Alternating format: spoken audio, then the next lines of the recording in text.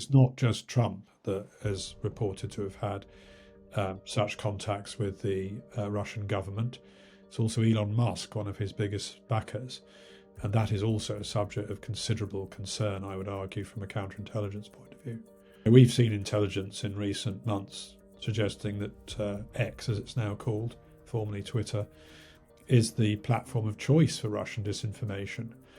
And it was only recently that we saw the allegations against Tim Walz, the US vice presidential candidate for the Democrats, involving an allegation of him being a paedophile and having abused a school pupil, I think, in the past.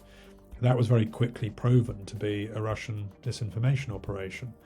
So I think there are very serious concerns about what's going on X and whether Musk is conscious of all that and how involved he might be in it. I think we're probably quite lucky that we've got away as lightly as we have, frankly, to date. I remember back in the day there were assassins coming into the country to try and kill Berezovsky, and there have been other type operations of that sort. And of course, we mustn't forget that there are kinetic operations going on as well. There are assassinations, plots of assassination, explosions, arson, and so on. So I'm delighted to be joined by somebody who's really been at the center of this 10-year struggle against Russian interference. Steele was an intelligence officer with expertise on Russia, and he then went also on to investigate corruption, particularly in FIFA. He became the center of a storm when his briefing document on the candidacy of the potential president Donald Trump in 2016 was leaked to the press. And for the last 8 years, unfortunately for Chris, has been at the center of a huge storm, including legal cases in London, which is one against Donald Trump, but I don't think Donald Trump has coughed up the Reddits. Chris shakes his head. What a surprise. Donald Trump not paying his bills. Chris also has a new book out, which we must talk about. But first, obviously, the pressing question is what's going to happen on Tuesday. Now, Chris, you know, as I said, you're well known for this dossier, which with your company Orbis, opposition investigation, traditional thing to do. So you've been looking over this for many years and have more insight than I do. How close would you say Donald Trump is to Vladimir Putin? Now we reach this climax moment of the elections of November 2024.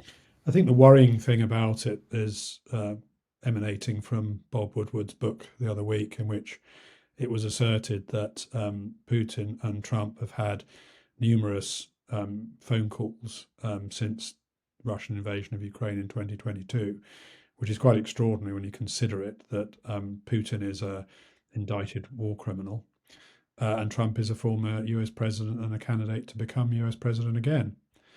And I think the worry that underlines this is that these conversations may well have been about Ukraine, which is an obsession of Putin's, and to some extent actually an obsession of Donald Trump, if you think back to his first impeachment and so on, and may well have been connected with attempts by Donald Trump, which I don't think he's ever denied, to try and block an aid package, a military and financial aid package from America in Congress about 6 months ago, which eventually was overcome, thank goodness, but not without over half the Republicans in the House and several in the Senate, some of whom would surprise you, like the ranking member of the Intelligence Committee, Marco Rubio, voting against it. And a lot of that apparently was at the instigation of Donald Trump. And I suspect and fear that that was the subject of the discussions between Putin and Trump, which are reported in Woodward's book. And of course, you having worked for British intelligence and the government, understand these issues of conversations had and supplies being withheld. These are not just ethical and perhaps legal problems. They're problems of life and death, aren't they? Because that withholding of munitions and supplies to Ukraine led to reverses this summer on the battlefield, particularly in the Donbass area.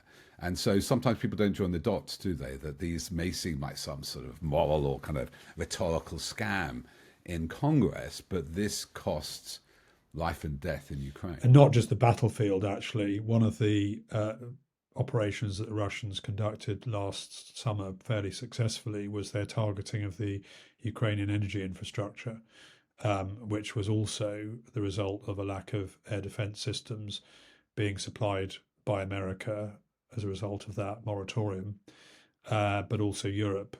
And of course, America and others shame Europe into doing things when they conduct the operations that they were doing beforehand. So it's a broader problem, and it's one which I think could well return and will return if Donald Trump is elected. I mean, it's an extraordinary situation if you think about it, though there are too many false analogies with the 1930s. History doesn't repeat, it rhymes. But the idea that a potential, a former president is in contact with a hostile enemy power, the leader of it, during the worst war in Europe since the 1940s. It's quite amazing to me. Let's look at sort of Can I just add another point to that? Because it's not just Trump that is reported to have had such contacts with the Russian government. It's also Elon Musk, one of his biggest backers. And that is also a subject of considerable concern, I would argue, from a counterintelligence point of view. Yes, that's exactly what I was going to go on to, Chris. So I wanted to talk about sort of non-kinetic warfare, about influence operations, hybrid element of hybrid warfare. So Elon Musk, his position has clearly changed in terms of saying providing Starlink to Ukraine. And now it is reported Starlink terminals are in Russian drones. Also, he prevented, and that's well documented, didn't he, in, I think it was the summer of 2022, might have been 23. The Ukrainians had great intelligence to attack the Black Sea fleet, the Russian Black Sea fleet in Crimea, and he stopped access to Starlink, which would enable it. I don't know what laws were invoked in this, but the sense that Twitter is an attack surface for Russian influence operations, would that be too far-fetched to say? No, we've seen intelligence in recent months suggesting that X, as it's now called, formerly Twitter, is the platform of choice for Russian disinformation. And it was only recently that we saw the allegations against Tim Walz, the US vice presidential candidate for the Democrats, involving an allegation of him being a paedophile and having abused a school pupil, I think, in the past. That was very quickly proven to be a Russian disinformation operation. So I think there are very serious concerns about what's going on X and whether Musk is conscious of all that and how involved he might be in it. Well, we say our front cover, I don't mean to boast about Byline Times. The last edition was X marks the spot. I worked a lot on the Cambridge Analytica story, Chris, which I'm sure you know about, with Carol Cadwalder. I help the whistleblowers come forward. There we saw in sort of a small sense the new online digital operations, data targeting, harvesting data on voters, targeting them with fake news and fake compromat. And a leading and the sort of ally, and we believe the data was handed over from Cambridge Analytica, was Evgeny Prigozhin, the famous troll farm. And they were targeting swing voters. They were targeting Brexit, but particularly swing voters in 2016. Isn't X, Twitter, like Cambridge Analytica at scale, en masse? Because he does harvest our data. He does link. During the riots, he linked to false facts about what happened in a murder in Southport. He's constantly saying Britain's about on the verge of the civil war. This is the troll farm on a global scale, because X is the biggest news social media site in the world. Not as big as Facebook and YouTube for other things, but for news, it's central. I think, though, it's become quite discredited, actually, and it hasn't really been replaced yet by an alternative.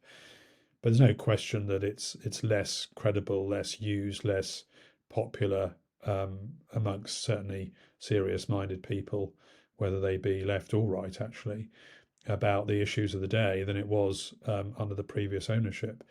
So I think it's very damaging. And of course, Musk invades and poisons all our lives. I don't follow him on Twitter and on X, and yet I end up somehow receiving all his posts including some about me, incidentally, of late. Really? Which, What was the one about you, Chris? What was well, we've the? had two in the last couple of months, one of which I reposted, and there was one last week just talking about me being, foreign interference and a political partisan, neither of which is true, and clearly being distributed to millions of people on X at the time when my book comes out in America, which is probably not a coincidence. The problem with Russian disinformation and others following in its trail, which is China and Iran and possibly Middle Eastern states, is that they often, like thieves, are step ahead of the authorities, and sometimes two steps ahead of the authorities. And it's very difficult in an era where um, the zone has been whatever flooded, I think was the phrase that Bannon used to use, rather ruder than that. But anyway, that idea um, that we're in a situation where, and particularly if you listen to some of the interviews conducted with US voters in this campaign, where the most absurd and far-fetched ideas which have come from these sources are taken on board and believed, post-birth abortion by the Democrats and things like that. And I think one of the points that came out of the Russians when we were looking at them in 2020 is that they had moved away from simply trying to lean in on their issues, their obvious sort of national security and national interest, and were poking their finger into the wounds of internal US political controversies like gun control, like abortion, like Black Lives Matter, and that was part of their evolving tactics. Now we've moved on yet again, and in the book I talk about the way in which things like the oil price are manipulated by Russia in the run up to the elections to try and increase inflation in the US economy, which is a key issue, and the Mexican border, the fact that Russian intelligence has swarmed into Mexico City and that they are almost certainly paying cartels and organized crime gangs to do things for them, including in terms of immigration at the border. And we know that immigration actually had gone down towards the end of this administration. So that would have worried them and would have been part of the motivation for them getting heavily involved in interfering in Mexico and in the border area. It's fascinating, is it? If we maybe talk about where that came from, the idea of the Russia hoax, but the indictments of Mueller and the FBI proved without doubt that the IRA Internet Research Agency traveled to America to people. They set up fake IDs. They would invest in competing groups like gun rights or Black Lives Matter or a Sharia law group. And then I think it was in Houston, organized both groups, Sharia law and lack of gun control, to turn up at the same time. So these are Yeah. active measures. And on immigration, isn't it true? I don't know if you write about, Chris, and I would love to. It's not available in the UK yet to read the book. But David Cameron, in the run up to Brexit, accused Putin of his intervention in Syria in 2016 of weaponizing migration. And a lot of boats came over thanks to Russian military activity. I know about this because it appears a great discussion between the major funder of Leave EU, Aaron Banks, and the Russian embassy. So there's a long history, isn't it, of provoking things like border crises. We saw that in Belarus as well. So this isn't just disinformation, it is actually provoking social conflict. Yeah, and kinetic conflict, as we call it in our business. And of course, we mustn't forget that there are kinetic operations going on as well. There are assassinations, plots of assassination, explosions, arson, and so on. And we've seen it in the UK. Ken McCallum, the head of MI5, has talked about this quite recently. And we've seen examples of it, suspicious fires at military production areas, factories, storehouses, a threat, apparently a plot to kill the head of Rheinmetall in Germany by the Russians, which is supplying obviously hardware to the Ukrainian armed forces, but a German citizen. So that's a departure, which is very concerning. The fact that Russian assassin Karasikov was included in that hostage swap, as it were, that prisoner swap the other week or the other month, and a non equivalence there between almost certainly innocent journalist on one side and a convicted FSB assassin killer on the other side, and met at the airport by Putin or someone who looked like Putin, and openly welcomed in front of the cameras. So there are various messages going out here, which is that the gloves are off and the old rules of the game actually might have been suspended. And nothing, frankly, would surprise me coming from Russia in terms of election interference or attempts to silence or discredit their opponents. I mean, we talked to the festival, you've written about it, that from the assassination of Alexander Litvinenko with a radioactive substance in 2006, authorities didn't want to investigate until Theresa May finally had this public inquiry. And of course, the Skripal attacks. Novichok, a nerve agent used on the streets and centre of the British military establishment in Salisbury against a protected defector, high-level defector from the then KGB. So what... GRU, actually. Yeah, it was GRU. I'm sorry, yes. I get him Gordievsky. I always get him mixed up with Gordievsky. And of course, Alexander Lebedev was a KGB. Anyway, moving on from these various Russian forces, do you think, is your sense, you're no longer in the, you're a writer and a security expert, that the British authorities have woken up to this? And just as they've, you could say, been quite effective against threats of Islamic or jihadist terrorism, they are actually stopping a lot of these plots, and they've got, the Russians under close guard and close watch. It's difficult to tell for sure, but obviously the attacks that get through are the ones that have the attention and have the impact politically. And the terrorists, or in this case, Russian intelligence, only need to get through once in order to create a massive international crisis like happened with Skripal and Litvinenko. It's a terribly difficult problem to police, because once you move away from what we would call official cover, so people based in embassies and representations in their own names and own identities, who are more easily to keep track of, and you move over to the sort of visiting case officer alias identity type operation, which is what we saw certainly in Salisbury, it becomes an absolute nightmare, needle in a haystack type operation if you don't have the right sources in Russia to give you the tip-offs and the direction. And that's extremely difficult. I think we're probably quite lucky that we've got away as lightly as we have, frankly, to date. I remember back in the day there were assassins coming into the country to try and kill Berezovsky, and there have been other type operations of that sort. And in America, there was a Mexican couple, I believe, who had been recruited by Russian intelligence, who were casing an apartment in Miami, which was lived in by a Russian defector. So I think the threat of this kind of kinetic operation is also very much heightened. Russia considers itself at war, not just with Ukraine, but with NATO. And its appetite for risk and its appetite for reckless behaviour will have gone up accordingly. So that's what we're up against. So there are some heartening signs, though, aren't there? I was very struck by what you said about Elon Musk and X.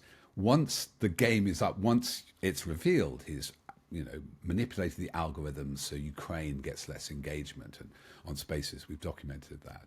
Once you see what it's like to be in the middle of an influence operation, its power evaporates. Not only has he attacked you, he's attacked Bellingcat and they are the organization, I know them well, I came up with their name, who detected who actually were the two men going to visit the spire in Salisbury. So there may be some hope on that. I just wonder if you only thought about what was revealed in terms of these online social media operations there was, as I said, the warrant over the doppelganger. There's the doppelganger warrant, which revealed an agency working direct for Putin's presidential office.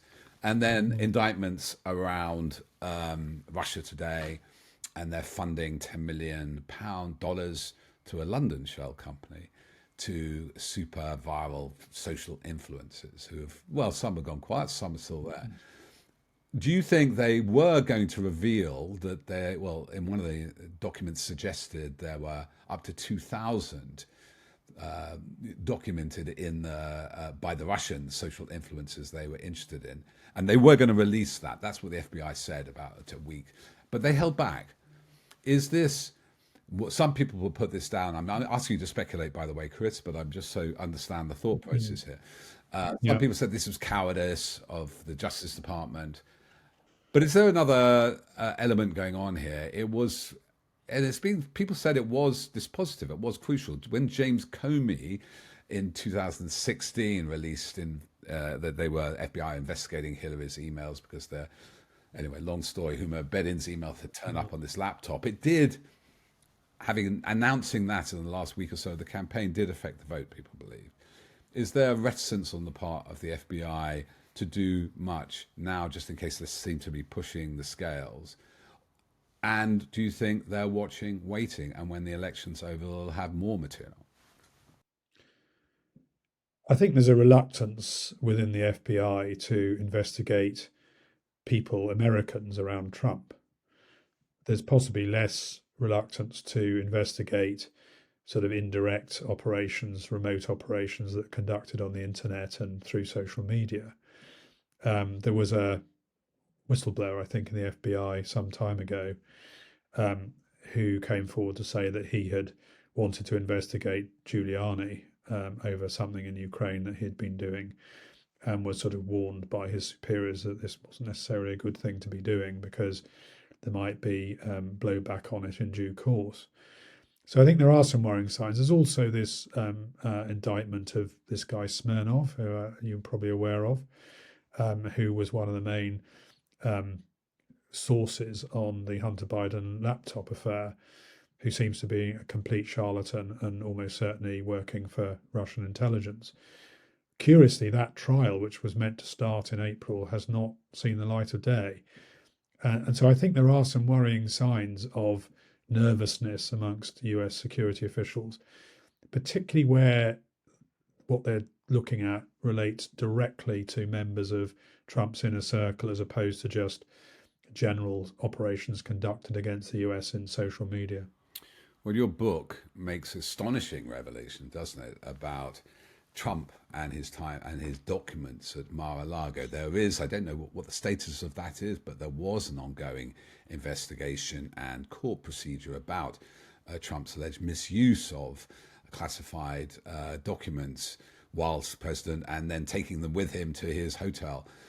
Just tell us a bit more about that, and what can be done if the authorities are so reluctant to protect not only their own secrets but British secrets in your revelation.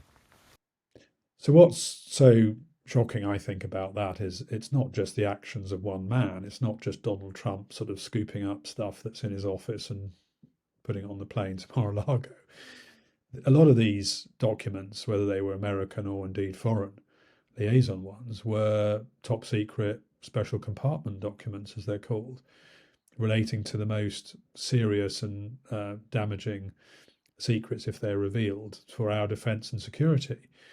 And clearly, this must have involved people in the intelligence community that released these documents to Trump, people in Trump's office, and others. And so it's not just a matter of Donald Trump's conduct in this case, but all sorts of other things, a system that was systematically failed to protect the most precious American and other secrets, and an unprecedented situation. I mean, I know people say that Biden had a few documents in his garage, but nothing on this scale.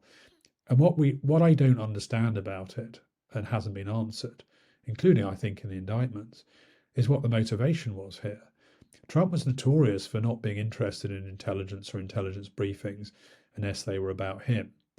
And yet he seems to have had all sorts of documents about weapons systems and nuclear weapons and everything else at Mar-a-Lago. Why is that? Because A, he wouldn't understand them. B, the track record suggests he wasn't interested in them. So what actually was going on here? What was the motivation? Was it to keep this information so he had the power of knowledge of it? Was it to trade it? Was it to impress people in business that might have gone there?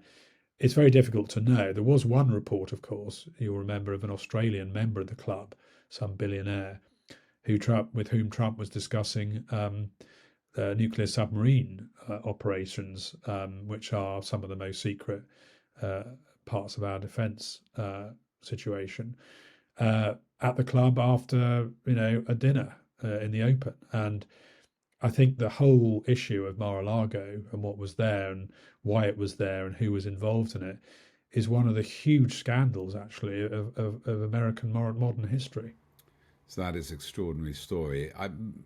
Makes me think along the lines, two lines, and don't feel you have to answer. The obvious motive for Trump, given everything else he's done, even his alliance with Musk, offering him a job in the government so that we basically get this billion. We've already a super PAC Musk has led with hundreds of millions of dollars and tilted over. Gosh, how much would be worth getting X to back Trump is money. But, and you can see his greedy man. There's a great film, The Apprentice, about his early days as a property developer. And there's Yeah. a venal man, not particularly ideological. Mm. Now, I remember, I don't know if it's an official kind of code acronym from intelligence, but there is if you want to recruit an agent, there was this acronym MICE: money, ideology, compromising material, and ego. And you can see money, ego with Trump. Unlikely to be I in MICE ideology, given his background. He doesn't seem to think that much about ideology. Which begs the question, why is he so supplicant to Putin? There was obviously your work was roundly dismissed as a Russia hoax, even though they were, so people know this, a preliminary dossier of intelligence, not of all of it vetted, not for publication, but indicated that the proximity of Trump to various Russian forces, and then masses of evidence about his interest in Moscow apartments and Russia's interest in him. Mm. Is there something else? I won't go on about golden showers because I'm sure when you wrote that, you knew that was just an allegation. It wasn't a thing you could necessarily verify. But having looked over the last 8 years, is Trump scared or is he just greedy? Probably both. I mean, I think it's probably more complicated than just one thing or another thing. I actually think he's grown to admire Putin for whatever reason, which we might think is very sick. But the upshot of it is he probably ultimately wants to run America in the way that Putin runs Russia. I think that's probably at the end of the day what we're talking about. Now, there may be all sorts of elements in it that he may be afraid of Putin for various reasons. Just generally, he may be afraid of him because he thinks he knows stuff about Trump. He may be afraid of him because Putin has very long reach and is in close contact and works closely with organized crime groups. And so I think there are a whole plethora of reasons why this might be happening. But of course, it's extremely dangerous. At the end of the day, the conclusion is that a man like this shouldn't be within 1,000 miles of the White House, let alone running as a superpower on which our own defense and security depends. So I think that hasn't unraveled yet. It hasn't been explained. My gut feeling would be, and my judgment would be, that there are elements of all these things in Trump's position on Putin, which is very odd because Trump has never been consistently in favor or against any other world leader. He's always sort of blown hot and cold about people, including the likes of Kim Jong un. But on Putin, he's been entirely consistent, which is praiseworthy, respectful, admiring, and probably fearful. And all of those things go together. And in a way, you've contradicted me rightly, and it is, in a way, an ideology of authoritarianism. It does all collide in the strongman theory. So, just to conclude, we're looking forward. I don't think I'd use the word looking forward. We're anticipating a vote on Tuesday, the 5th of November. Mm-hmm. From what you're saying, this could be the most consequential election of our lifetimes. I thought 2020 was consequential, had no idea that despite all these indictments, Trump would come back. Is that a fair assessment? And what is your feeling about what's going to happen? I think it is a fair assessment. And I don't think it's just what happens with the election for president, it's also what happens with the congressional election. because obviously the checks and balances in the system, such that they are, uh, mean that a party that controls all three elements of government, branches of government, is very powerful and therefore could be potentially very dangerous. So I think we've got to look out not just for who wins the presidency, but also who prevails in the Senate and the House, and that's very unclear.